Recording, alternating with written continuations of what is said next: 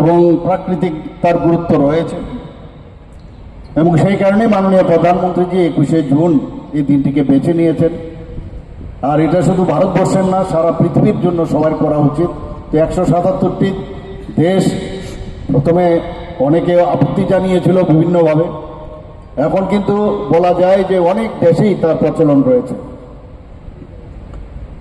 2026-এর আন্তর্জাতিক যে যোগা দিবস এই বছর, তার যে থিম সেটা রাখা হয়েছে। প্রতি বছরই একটা না একটা থিম রাখা হয় এবং এই থিম রাখার অর্থ হচ্ছে যে আমরা এর বিষয়ে গুরুত্ব যাতে দেই এবং সেইভাবে যেন একের পর এক যে থিমের উপর ভিত্তি করে আমরা আমাদের শরীর, মন, দেহ আমরা সতেজ রাখতে পারি। তো এইবারের যে থিম সেটা হচ্ছে যোগা ফর হেলদি এজিং। যারা বয়স্ক ব্যক্তিরা আছেন বা যারা এজ হয়েছে তাদের অবশ্যই এই যোগা করা উচিত। অর্থাৎ বার্ধক্য আমাদের সুস্থ জীবনযাপনের জন্য যোগ অত্যন্ত প্রয়োজন এবং আমরা সবাই জানি যোগের মাধ্যমে শরীর ও মনকে মজবুত করে, মন, শরীর এবং আমাদের নেচারের সাথে একটা চমৎকার একটা ভারসাম্য সেখানে তৈরি হয় এবং একটা সমন্বয়ও তৈরি হয়। আমরা যদি রামায়ণ, মহাকাব্য বা মহাভারত আমরা যদি পড়ি তাহলে আমরা জানতে পারি যে যুগ যুগ ধরে আমাদের এই যোগাভ্যাস আমাদের মুনি ঋষিরা, আমি একটু আগে বলেছি সেটা, এবং তাতে করে দেখা যায় যোগ যারা নিয়মিত করেন তাদের মধ্যে রোগ কিন্তু আক্রান্ত হওয়ার সুবিধাটা কম। কাজেই যেখানে এই ধরনের এত সুবিধা রয়েছে আমরা কেন যোগ করব না? তো আমি বলবো আজকাল যারা ছেলে মেয়েরা আছেন বেশিরভাগই আজকাল মোবাইলেই বেশি ধ্যান থাকে, তো যোগার ধ্যান করলে মনে হয় বেশি ভালো হবে।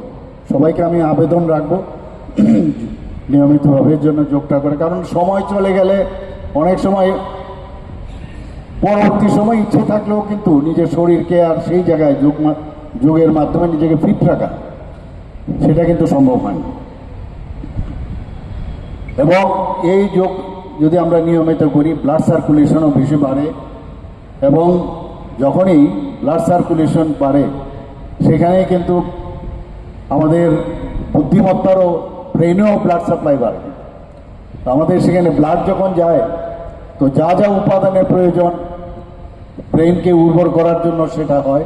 শরীরের পেশিগুলোও কিন্তু অনেক নমনীয় হয়, মাস্কুলিন। যোগার অর্থই নয় যে ব্যায়াম করা, শরীরকে মাস্কুলিন করা। যোগার মাধ্যমে আমাদের অনেক উপকার আছে, যেমন বিশেষ করে অর্থোপেডিক্যালি আমাদের খুব প্রয়োজন এবং এতে করে প্রতিরোধ ক্ষমতাও কিন্তু অনেক বেশি বৃদ্ধি পায়।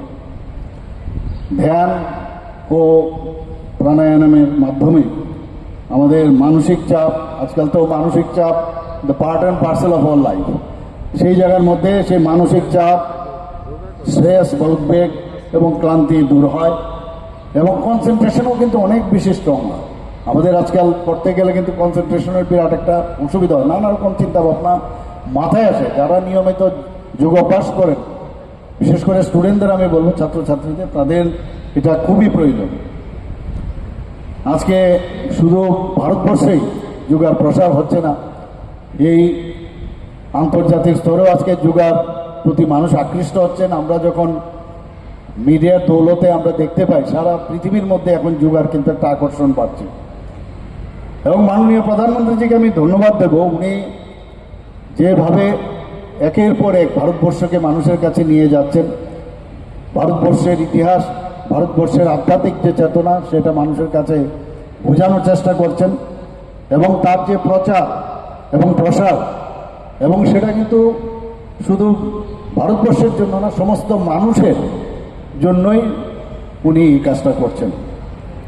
আমাদের যোগা 2014 সালে মাননীয় প্রধানমন্ত্রী নরেন্দ্র মোদীজি রাষ্ট্রসংঘের কাছে আহ্বান রেখেছিলেন এটাকে যেন সারা বিশ্বব্যাপী তার প্রচার প্রসার এবং তাকে যেন মান্যতা দেওয়া হয় এবং সারা বিশ্বব্যাপী যেন সেটাকে মানা হয়। আমরা দেখেছি যে 2015 সাল থেকে গোটা বিশ্বে এই আন্তর্জাতিক যোগা দিবস হিসাবে পালন করা হচ্ছে। আজকে প্রায় 200-রও বেশি দেশে যেখানে যোগা অনুষ্ঠিত হচ্ছে।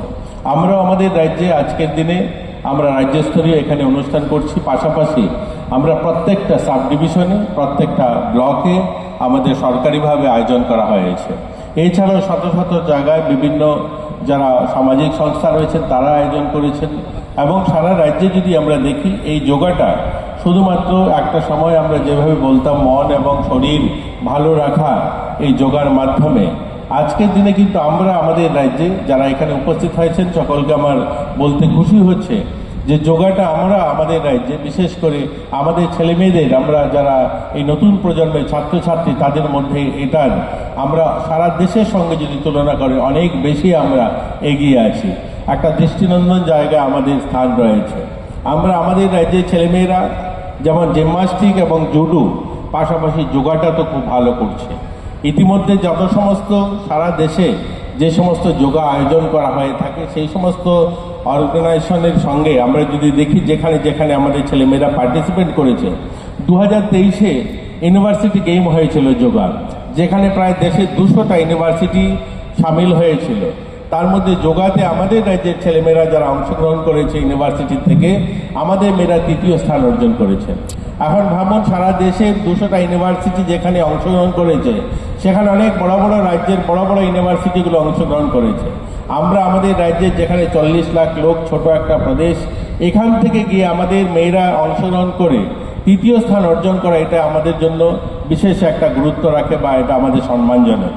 এছাড়াও আমরা যদি দেখি 66তম যখন স্কুল গেম আসর অনুষ্ঠিত হয়, সেখানে আমাদের যে যোগা ছেলেমেয়েরা অংশগ্রহণ করে সেখানেও 8টা গোল্ড, 8টা সিলভার, 8টা ব্রোঞ্জ মেডেল তারা জয়ী হয়।